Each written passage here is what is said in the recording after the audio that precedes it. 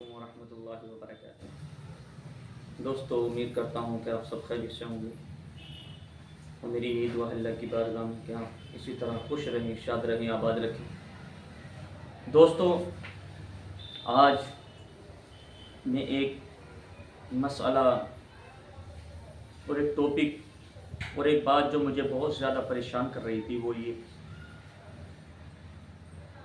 आपने भी देखा होगा, सुना होगा, तो मेरे भी बहुत दिनों से सुनने में आ रहा है, देखने में आ रहा, कोलकाता में जो हमारी बहन बेटी के साथ ये मामला पेश आया। जब मैंने देखा सुना तो बहुत अफसोस हुआ, मेरा दिमाग ख़राब हुआ कि हमारे देश में,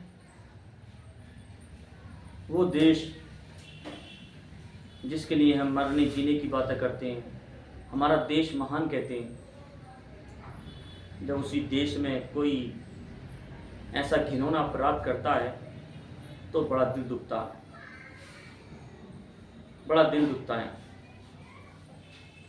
देखो, बेटी बहन किसी की भी हो, इज्जत सबकी प्यारी होती है। बेटी और बहन की इज्जत में, औरत की इज्जत में धर्म नहीं देखा जाता है, किस धर्म की है, कहाँ से है, कैसे, कुछ नहीं। इज्जत देखी जाती, इंसानियत देखी जाती।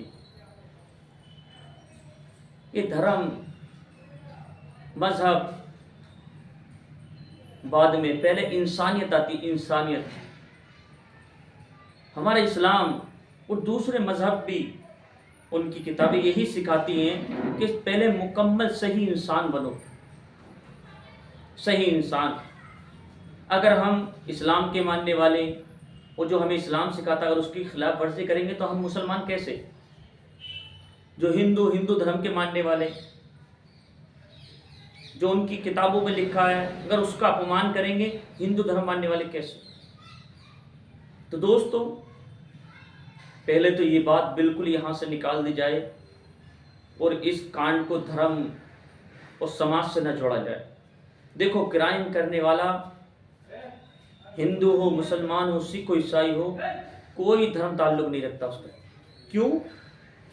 जो क्राइम करता है वो क्रिमिनल होता है, कोई धर्म का मानने वाला नहीं होता। अगर वो धर्म को मानता तो ये गलती ये कभी नहीं करता। तो दोस्तों, जैसे आपने सुना होगा, देखा होगा, मुझ तक भी ये बात पहुंची, तो मैंने सोचा क्यों ना हम भी इस पर अपनी आवाज़ उठाएं, क्योंकि बहन बेटी तो हर किसी को प्यारी होती है। दोस्तों, हमारे हिंदू भाई की मां में बहन बेटियां भी हमारी बहन बेटियां हैं। हमारे इस्लाम ने यही दर्श दिया है और इस्लाम यही दर्श देता है कि औरत सर का ताज और इज्जत करने वाली चीज़ है, इज्जत करने वाली। बहन बेटी इज्जत करने वाली चीज़ है। दोस्तों, तो मेरा बहुत दिल दुखा जब मैंने कोलकाता का केस और मामला सुना था। एक बेटी अपने बाप के सपनों को पूरा करने के लिए कितनी मेहनत से, कितनी लगन से, खून पसीने की मेहनत करके रातों दिन जागकर एक डॉक्टर बनने का सपना देखती है, डॉक्टर बनती है, MBBS बन जाती है। दोस्तों, वही बहन जब सरकारी हॉस्पिटल में ट्रेनिंग के लिए उसकी ड्यूटी लगती है, कोलकाता में मेडिकल कॉलेज सरकारी हॉस्पिटल, तो दोस्तों, एक दरिंदे ने उसके साथ जो हश्र किया वो बयान करने से बाहर है। सबसे पहले तो मैं चाहता हूं कि हर हॉस्पिटल में, हर जगह पर CCTV कैमरा होना चाहिए। जहां हमारी बहन बेटी के साथ ये मामला हुआ, वहां कोई CCTV कैमरा नहीं था उसके अंदर, हॉल के अंदर। क्यों? सरकारी हॉस्पिटल में तो हर जगह कैमरा होना चाहिए, क्योंकि CCTV कैमरा होता तो वो दरिंदा इस काम को अंजाम देने से कई बार घबराता, सोचता। बस समझ में आई दोस्तों? हमारी बहन वो ड्यूटी कर रही थी रात में। जैसे ही रात के 2:30-3 बजे खाना खाया, आराम करने के लिए तीसरे फ्लोर पर एक हॉल बना रखा है जिसमें मीटिंग होती है, सब डॉक्टर बैठ कर मीटिंग करते हैं, या कोई भी प्रेस होती है, कुछ भी होता तो वहीं लोग बैठकर मशवरा करते थे। तो वो डॉक्टर उसी सेमिनार हॉल में खाना खाने के बाद 3 बजे के करीब रात के जाकर थोड़ी देर आराम करने के लिए कुर्सी पर बैठ जाती है। 40-45 कुर्सी लगी हैं उसी हॉल में। तो खाना खाया था, पूरी रात की थकी थी, 3 बजे तक काम किया, तो उस डॉक्टर को नींद आ गई। इधर ये शराबी, देखो दोस्तों, शराब जो है ना, इंसान को बावला बना देती है, बावला। जब इंसान शराब पी लेता, नशा कर लेता है ना, तो वो इंसान नहीं रहता है, उसे होशो हवास ही नहीं रहता है कि वो कहाँ है, क्या कर रहा है। उसका दिमाग पर बिल्कुल भी काबू नहीं रहता है।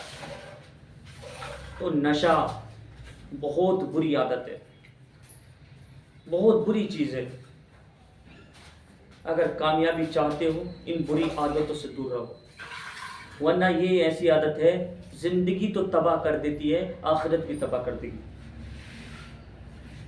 तो दोस्तों, ये क्या करता था, ये पुलिस का जानने वाला था, पुलिस में जान पहचान थी इसकी, शराबी की। तो इसने, और वहाँ उसी हॉस्पिटल में ये जो बीमार आते थे उन्हें भर्ती कराता था, उनसे रिश्वत लेकर, क्योंकि जान पहचान थी इसकी, वहीं रहता था, पुलिस में भी थोड़ी जान पहचान थी इसकी। तो उसी रात, ये 9 अगस्त की रात, एक बार गया, जो इसने भर्ती कराए थे मरीज, उनसे मिला। फिर दूसरी बार गया दूसरे मरीज के पास जो दूसरा भर्ती कराया था पैसे लेकर, उसका हाल चाल पूछा। लेकिन जो उसके साथी थे बीमार के, उनमें एक लड़का था, उसको अपने साथ लेकर ये जो हॉस्पिटल है उसके पीछे गया, जहाँ सुनसान जगह थी, और एक टीले पर बैठकर इन्होंने खूब शराब पी। 1 घंटे तक शराब पीकर जब बेहोशी के आलम में हो गए पूरे, तो वो लड़का जो उसके साथ था वो तो चला गया। लेकिन ये जो दरिंदा था, जिसने डॉक्टर के साथ ये नाकाबिले बयान, जिसको बयान भी नहीं किया जा सकता, ऐसा मामला किया, ये शराब पीकर उसी हॉस्पिटल के अंदर जाता है। रात के 3 बजे थे। इसने सोचा कहाँ जाऊंगा, कहाँ सोऊंगा। ये हॉस्पिटल की 3री मंजिल पर गया, उसी सेमिनार हॉल में पहुंच गया, जहाँ 40-45 कुर्सियाँ लगी थी। डॉक्टर बैठकर वहाँ मशवरे करते थे, मीटिंग होती थी वहाँ। तो जैसे ही वहाँ पहुंचा, सब खाली था, लेकिन एक कुर्सी पर नज़र पड़ी तो वही डॉक्टर बैठी थी। थकी थी, कई दिनों से रात की ड्यूटी कर रही थी। जाहिर सी बात है, इंसान रात में कितना भी आदत हो, लेकिन नींद आ ही जाती है। तो जाकर वहाँ कुर्सी पर बैठकर सो गई, नींद लग गई।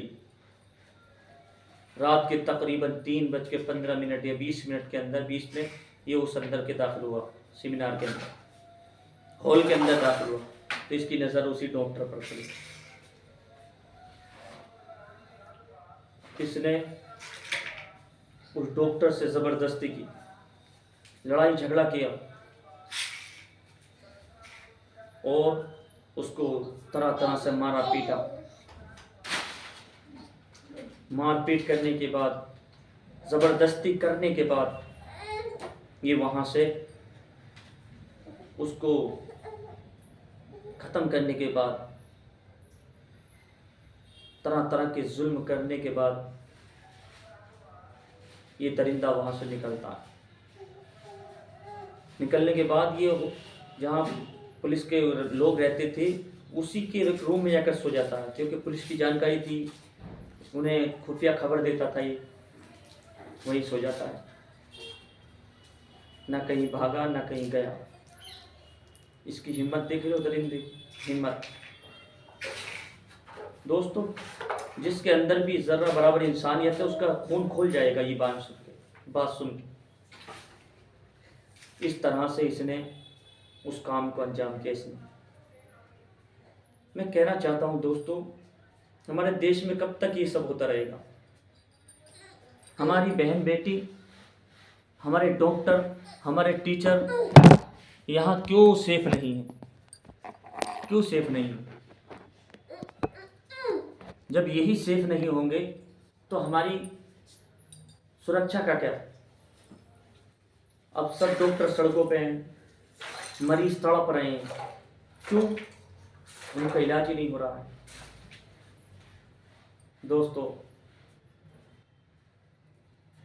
सरकार को चाहिए, गवर्नमेंट को चाहिए कि जो ऐसे लोग हैं ना, उन्हें बिना कुछ पूछे कड़ी से कड़ी सजा होनी चाहिए, कड़ी से कड़ी सजा। तभी हमारे देश में बहन बेटियों की इज्जत और आबरू की हिफाजत हो पाएगी।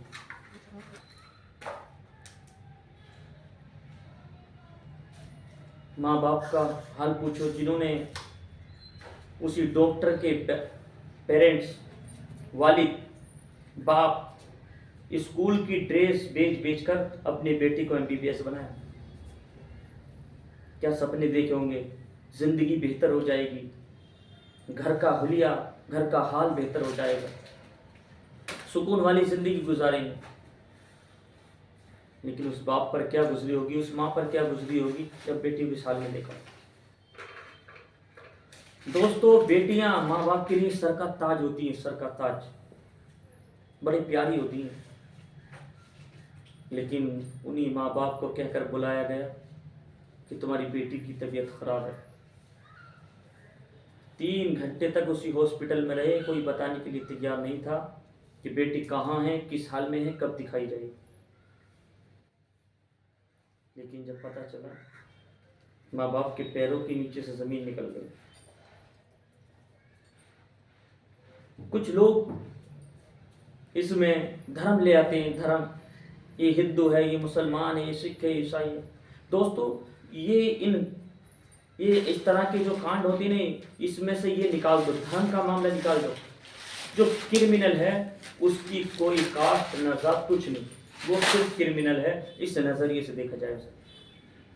राजनीति करने के लिए बहुत मुद्दे हैं हमारे मुल्क में भाई, दूसरे मुद्दों पर राजनीति करो, लेकिन एक बहन बेटी की इज्जत पर राजनीति, ये हरगिज़ सही नहीं है, हरगिज़ सही नहीं। मैं तो एक मुसलमान हूँ, मैंने जब ये बात सुनी मेरा कलेजा तड़प गया। हमारे डॉक्टर जो हमारे मरीजों को देखभाल करके उन्हें अच्छा करते, ठीक करते, तरह तरह की बीमारियों से अच्छा करते, उनके साथ ऐसा होगा तो दोस्तों हमारे देश का क्या होगा, हमारे समाज का क्या होगा? क्या इंप्रेशन जाएगा दूसरे मुल्कों में हमारे देश का? तो आपसे गुजारिश है कि अगर कोई भी ऐसी होने वाली घटना आपको लगे कुछ होने वाली, उससे पहले खबर करो पुलिस को।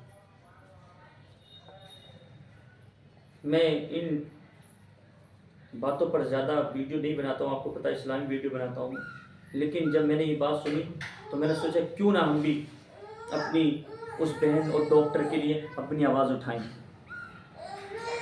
कि उसको कड़ी से कड़ी सज़ा मिलनी चाहिए।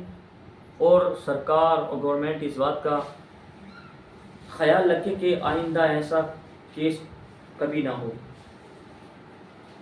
तो तमाम हिंदुस्तानी भाइयों से कहना चाहूँगा मैं, दोस्तों, हर घर में बहन बेटी है, माँ बाप है, हर घर में। क्यों ना दूसरों को भी, बेटियों को, बहनों को भी इस तरह समझा जाए, उन्हें इस निगाह से देखा जाए।